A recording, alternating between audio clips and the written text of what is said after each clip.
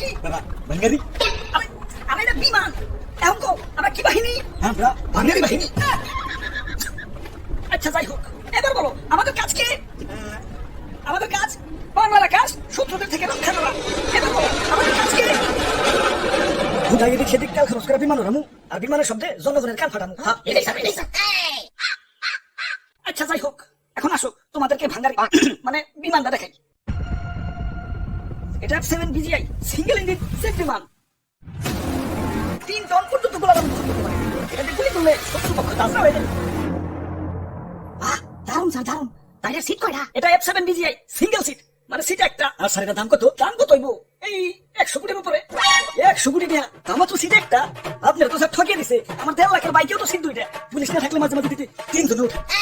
ওই এটা যুদ্ধ বিমান টুরে যাওয়ার বিমান না স্যার এটা টপ স্পিড কত এটা টপ স্পিড ঘন্টায় 2500 কিলোমিটার 2500 বাপরে স্যার একটু চালিয়ে দেন না ওই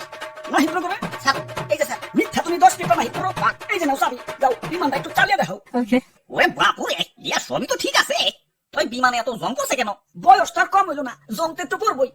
তোর সমস্যা নাই রং মিস্ত্রির খবর দিছি পুরাই ব্র্যান্ড নিউ বানিয়ে দিবা ভাই রে ভাই কত যন্ত্রপাতি এই জিনিসটা বানাইছে কেন কেডার বানাইবো এটা বানাইছে চায়নারা